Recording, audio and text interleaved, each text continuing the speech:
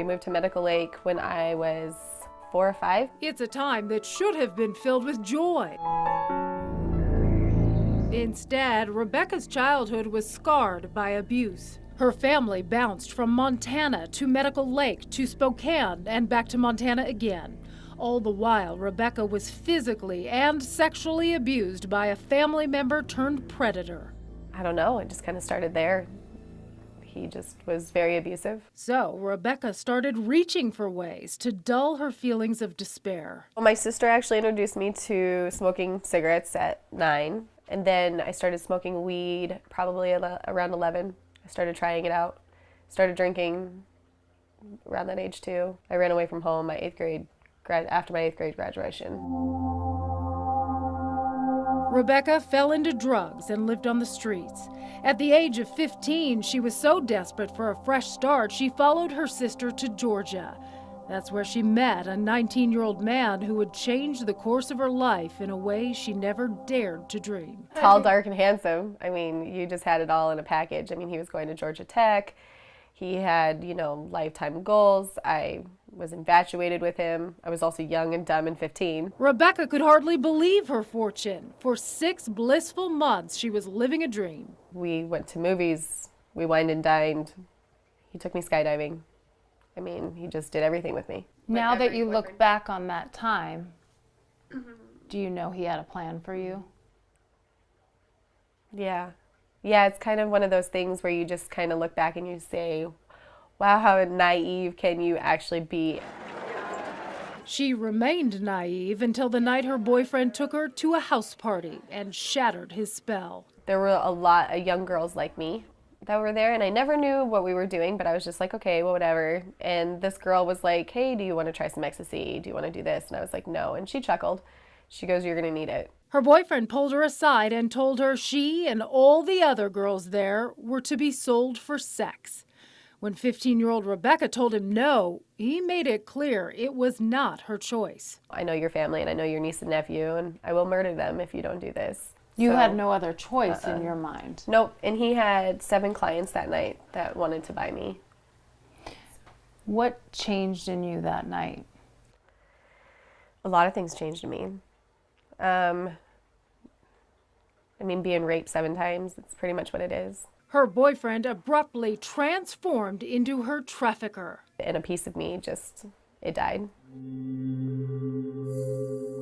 While she wanted to run, she was in constant fear she and her family would be killed. You're going from 10 to 50 guys a day, maybe more. These girls will be working all night just to get their quota. Her teenage body had become a commodity. And it was 3 lines. This flower on her arm conceals where her trafficker actually branded her as his property. A barcode on my arm. A barcode like packaging. Yes. Like a packaging. product. A product, yeah. Over time, Rebekah was even forced to ensnare other girls into the underworld. One just 11 years old. So she was just standing on the corner of the road, just ready to get on the bus. All I said was, hey, you want to go get high? What would happen when you said no? You wouldn't say no. You don't want to say no. Because what do you fear will happen? Oh, they'll beat you. I was brutally beat. And if a girl got out of line, it wasn't a good scenario. One such scenario happened when Rebekah and another girl plotted to try and outsmart their trafficker and run away. We ended up getting caught by him. And I ended up in a closet for 3 days. He starved me for 3 days and beat me, and then sold me to the next trafficker. The next trafficker tortured Rebekah for 24 agonizing hours, then sold her on to the next man. He took her home, where men with guns made sure none of the girls dared to leave. And that was the day that I decided that I wasn't going to have sex anymore, and that I was going to get a bullet in the back of my head if I needed to, but I was going to figure out how to run. She was outside with one of her armed captors when he got distracted, and in her bare feet, she just bolted. I just started running. I just was running. They were chasing, and I ended up getting across the busy main street and then ended up jumping over a fence and then jumping into a garbage can. And I just sat there. And hid. I should have been shot. I should have been hit by one of those guns, but I wasn't. Here's where you might think the story turns to a happier place. But here's one big reason minor sex trafficking is so complex. Like countless other girls who clawed their way out of that hell, 15-year-old Rebekah felt she had nowhere to turn. No one was looking for her. She had no job, no home, no support system. Her traffickers had conditioned her to think she was nothing without them. Without anyone telling her otherwise, she was starting to think maybe they were right. And that sex was all I ever could possibly give anybody in this world. So she ended up ensnared by a trafficker yet again, and yet again she almost paid with her life. And I ended up getting tortured by the cartels. So I was stabbed. Where were you stabbed? On my leg.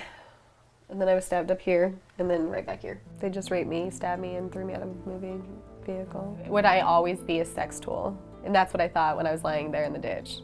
Like, just take my life now. It was when she was sprawled out in that ditch that she felt something new wash over her. Like God was telling me to get up. Like He had a purpose for me. And I held on to that. Rebekah latched on to the belief her life could be different. The road to recovery was not a direct route, not even close. This picture, it was a week after I tried to hang myself. Because I didn't know how to deal with life after trafficking. But with the help of Job Corps, a marriage, and now 3 kids, she started to find her way. But I also didn't know the trauma that I went through. I wasn't told, like, hey, Rebekah, this isn't your fault. So for years, I just felt like it was my fault. Today, Rebekah is 32 years old and only recently decided to share her story on the topic often seen as too taboo. People needed to have more of a voice, and it doesn't just have to be mine, but nobody was doing anything, so I was like, well, let the talking begin.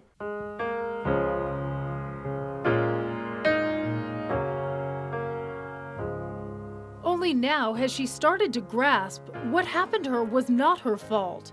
Now, instead of pretending her painful past doesn't exist, she's embracing it. Not only for herself, but for the sake of the many girls still suffering in this unforgiving underworld. I should have been dead. That's one thing that I thank God for. But you have your life, and what do you see for your life? To help girls get out of human trafficking.